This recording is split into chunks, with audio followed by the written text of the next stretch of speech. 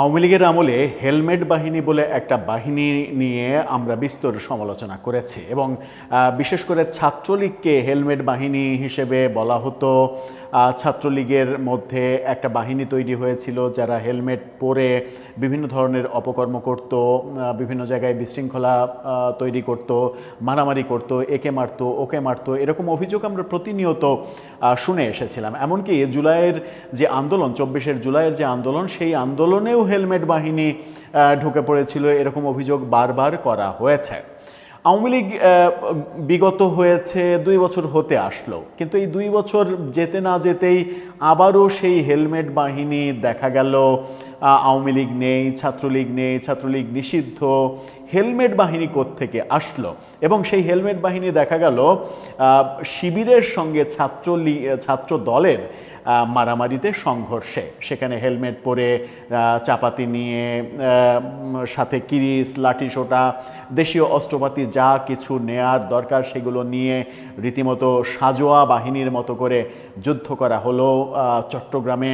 এই ঘটনা চাঞ্চল্যের সৃষ্টি করলো এবং এই ঘটনার প্রতিবাদে দেশের বিভিন্ন ক্যাম্পাসে গত রাতে আমরা দেখেছি মিছিল, মিটিং হলো, প্রতিবাদ সমাবেশ হলো।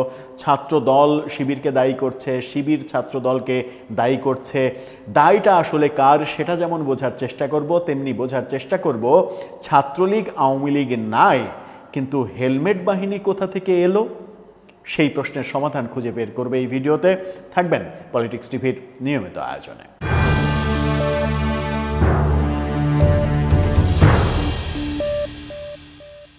দর্শক, বলছিলাম ছাত্রলীগ গেছে, ছাত্রলীগ নেই, আওয়ামী লীগ নেই, না থাকার 20 মাস পেরিয়ে গেছে। হঠাৎ করে আবার এই বাংলাদেশে হেলমেট বাহিনীর আবির্ভাব, এবং সেটা চট্টগ্রামের মতো মহানগরীতে সরকারি সিটি কলেজে হেলমেট বাহিনী দেখা গেল। এই হেলমেট বাহিনী কারা? তাহলে আওয়ামী লীগের পতনের পরে যে গুপ্ত রাজনীতির কথা বারবার উচ্চারিত হচ্ছিল, যে ছাত্রলীগের মধ্যে গুপ্ত অবস্থায় অনেকেই ঢুকে পড়ে নানা ধরনের অপকর্ম করেছে, হলে, বিভিন্ন বিশ্ববিদ্যালয়ের হলে টর্চারে এই গুপ্তরা বিভিন্ন দল থেকে ঢুকে পড়ে তারা এই টর্চারগুলোতে নেতৃত্ব দিয়েছে। এমনকি আবরার ফাহাদ বুয়েটের যে হত্যাকাণ্ড, সেখানেও মানে ছাত্রলীগের মধ্যে ঢুকে পড়া গুপ্তরা এই ঘটনা ঘটিয়েছে, এরকম অভিযোগ নানা সময় আমরা বিভিন্ন জনকে করতে দেখেছি। তাহলে এখন কি ওই গুপ্তরা যারা সেই সময় ছাত্রলীগের মধ্যে লুকিয়েছিল, তারা এখন সুপ্ত অবস্থায় নিজেদের আগেকার যে হেলমেট পরে নানা ধরনের অপকর্ম করার অভ্যাস, সেই অভ্যাস থেকে নিজেদেরকে নিবৃত করতে না পেরে এবার প্রকাশ্যে চলে আসছে? কি ঘটলো চট্টগ্রামে? সময় টেলিভিশনের এই শিরোনামটা দেখে নিন। সেখানে তারা 4টি ছবি ব্যবহার করেছে। সেখানে দেখা যাচ্ছে যে মানে দেশীয় যত ধরনের অস্ত্র, ক্রিস, রামদা, এটা ওটা, লাঠিসোঁটা সব কিছু দেখা যাচ্ছে। সময় বলছে মাথায় হেলমেট, হাতে কিরিস, লাঠিসোঁটা নিয়ে সংঘর্ষ, ছাত্রদল শিবিরের 20 জন আহত। ছাত্রদল এবং শিবিরের এই সংঘর্ষ হয়েছে এবং এই সংঘর্ষের পরিপ্রেক্ষিতে ছাত্রদল শিবিরকে দায়ী করছে, শিবির ছাত্রদলকে দায়ী করছে। কি ঘটেছে সেখানে? চট্টগ্রামের সরকারি সিটি কলেজের গ্রাফিতির দেয়ালে, ওই জুলাই আন্দোলনের সময় কিংবা তারপরে যে গ্রাফিতি আঁকা হয়েছিল দেয়ালে, সেই গ্রাফিতিতে গুপ্ত লেখা নিয়ে জাতীয়তাবাদী ছাত্রদল ও ইসলামী ছাত্র শিবিরের মধ্যকার উত্তেজনা গড়িয়েছে রক্তক্ষয়ী সংঘর্ষে। গতকাল সকাল থেকে বিকেল পর্যন্ত এই সংঘর্ষ চলে, ধাওয়া পাল্টা ধাওয়া সেগুলো চলে এবং সেই সংঘর্ষে অন্তত 20 জন আহত হয়েছে, যার রেশ রাত পর্যন্ত আমরা দেখেছি। এবং বিভিন্ন বিশ্ববিদ্যালয়ে এটার প্রতিবাদে ছাত্রদলের প্রতিবাদ মিছিল, সমাবেশ এগুলোও দেখেছি। ঘটনাটা কি হয়েছিল? ঘটনা হচ্ছে যে দেয়ালে যে গ্রাফিতি আঁকা ছিল, সেই গ্রাফিতিতে মানে একটা জায়গায় মানে ওই ছাত্রলীগ মুক্ত ক্যাম্পাস, রাজনীতি এবং ছাত্রলীগ মুক্ত ক্যাম্পাস এটা লেখা ছিল। সেই রাজনীতির ওপরে গুপ্ত শব্দটা লিখে দেওয়া হয়েছিল, মানে গুপ্ত রাজনীতি ও ছাত্রলীগ মুক্ত ক্যাম্পাস। এই ছবি এই সামাজিক যোগাযোগ মাধ্যমে ভাইরাল হয়ে গেছে। এই যে গুপ্ত লেখা হলো, এই লেখার দায় দেওয়া হচ্ছে ছাত্রদলের উপরে। ছাত্রদল এই গুপ্ত লিখেছে, গুপ্ত লিখে তারা ছাত্র শিবিরকে মানে নাজেহাল করতে চাইছে কিংবা আক্রান্ত করতে চাইছে। ছাত্র শিবিরের ওপরে মানে এক ধরনের মানে কি বলবো যে অভিযোগ কিংবা এক ধরনের দায় দিতে চাইছে গুপ্ত রাজনীতির। এই অভিযোগটা ছাত্র শিবিরের পক্ষ থেকে করা হচ্ছে। দুপুরে ক্লাস পরীক্ষা স্থগিত এবং পুলিশের হস্তক্ষেপে পরিস্থিতি কিছুটা শান্ত হলেও বিকেলে ফের উত্তেজনা শুরু হয়। বিকেল 4টার দিকে নগরের নিউ মার্কেট মোড় থেকে ছাত্র শিবিরের নেতাকর্মীরা একটি বিক্ষোভ মিছিল নিয়ে সিটি কলেজের দিকে অগ্রসর হয়। এ সময় কলেজের সামনে আগে থেকে অবস্থান নেওয়া ছাত্রদলের নেতাকর্মীরা তাদের ধাওয়া দিলে দ্বিতীয় দফা সংঘর্ষের সূত্রপাত ঘটে। এ সময় উভয় পক্ষকে মাথায় হেলমেট পরে এবং হাতে কিরিচ সহ অন্যান্য ধারালো লাঠি সোটা হাতে দেখা যায়। এছাড়া একে অপরের দিকে ইটপাটকেল নিক্ষেপ করা, আক্রমণ করা এগুলো দেখা যায়। সংঘর্ষের জেরে আশেপাশের সব দোকানপাট বন্ধ হয়ে গিয়েছিল। এরপর আতঙ্ক ছড়িয়ে পড়েছে এবং সেই আতঙ্ক চট্টগ্রাম নগরীতে গত রাত সারা রাত জুড়ে এই আতঙ্ক বিরাজ করেছে। দফায় দফায় চলা এই সংঘর্ষে উভয় পক্ষের অন্তত 20 জন আহত হয়েছে। ছাত্র শিবিরের চট্টগ্রাম দক্ষিণ শাখার প্রচার সম্পাদক জাহিদুল আলম দাবি করেন, হামলায় তাদের অন্তত 15 জন নেতাকর্মী আহত হয়েছেন। এর মধ্যে আশরাফ হোসেন নামে এক কর্মীর পায়ের গোড়ালি বিচ্ছিন্ন হয়ে গেছে।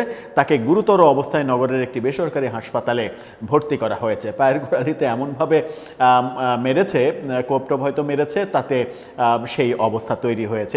এছাড়া চট্টগ্রাম মেডিকেল কলেজ হাসপাতাল পুলিশ ফাঁড়ির ইনচার্জ নুরুল আলম জানান, সামি মোহাম্মদ আলাউদ্দিন নামে এক শিক্ষার্থীকে মাথায় আঘাতপ্রাপ্ত অবস্থায় হাসপাতালে আনা হয়। সেখানে সেলাই দেওয়ার পর পরিবারের সদস্যরা তাকে বাসায় নিয়ে গেছে।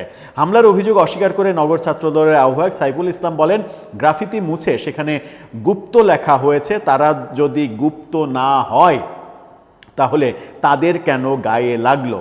এই ঘটনার পর নগরের বিভিন্ন এলাকা থেকে ছাত্রদলের নেতাকর্মীরা নিউ মার্কেট মোড়ে জড়ো হয়। সন্ধ্যা পর্যন্ত তারা কলেজের সামনে অবস্থান নেয় এবং এই অবস্থান রাত পর্যন্ত চলে, এগুলো বলা হচ্ছে। এই ছাত্রদলের এই নেতার বক্তব্যে এটা পরিষ্কার হলো যে দেয়ালের গাফিতিতে গুপ্ত এই শব্দটা ছাত্রদলই লিখেছিল।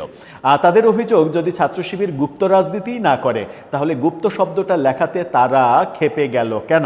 এখানে বলা হচ্ছে যে দেয়ালের গ্রাফিতিতে লেখা ছিল, ছাত্র রাজনীতি ও ছাত্রলীগ মুক্ত ক্যাম্পাস।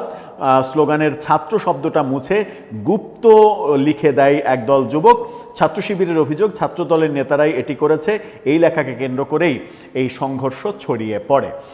ছাত্রের জায়গায় গুপ্ত লিখে দিচ্ছে, তাতে শিবির মনে করছে তাদেরকে আক্রমণ করা হয়েছে, মানে দুই পক্ষের সংঘর্ষ শুরু হয়ে গেছে। সংঘর্ষ মারামারি এগুলো হতেই পারে, সেটা মেনে নেওয়া গেল হয়তো, কিন্তু হেলমেট, এই যে হেলমেট বাহিনী, হেলমেট পরে মারামারি করতে হবে, হেলমেট পরে একে অপরকে আক্রমণ করতে হবে, এই হেলমেট বাহিনী কারা তাহলে?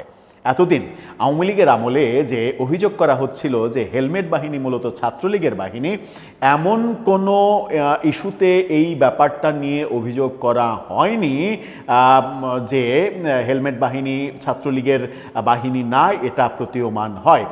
সবাই, আমরা যারা সমালোচনা করেছি সবাই আওয়ামী লীগ ছাত্রলীগকে দায়ী করেছে। ছাত্রলীগের হেলমেট বাহিনী সারা দেশে যত অপকর্ম, কুকর্ম, মারামারি, একে মারা ওকে মারা, এই ব্যাপারগুলো করে। ছাত্রলীগ তো নেই, ছাত্রলীগ তো 2024 সালে নিষিদ্ধ হয়েছে। 2026-এর এপ্রিল মাসে এসে এই হেলমেট বাহিনী কোথা থেকে আসলো? তাহলে কি সত্যি সত্যি এরা ছাত্রলীগের মধ্যে থাকা ওই গুপ্ত সদস্যরা, যারা এখন ছাত্রলীগ নেই তাই অন্য দলের আশ্রয় প্রশ্রয়ে এসেছে কিংবা অন্য দল করতে শুরু করেছে এবং তাদের পুরনো যে অভ্যাস হেলমেট পরে মারামারি করা, সেই অভ্যাস তারা শো করে ফেলেছে হয়তো মনের ভুলেই। দর্শক, আপনার কাছে কি মনে হয়? আপনার কাছে ব্যাপারটাকে কি মেটিকুলাস ব্যাপার মনে হয় না?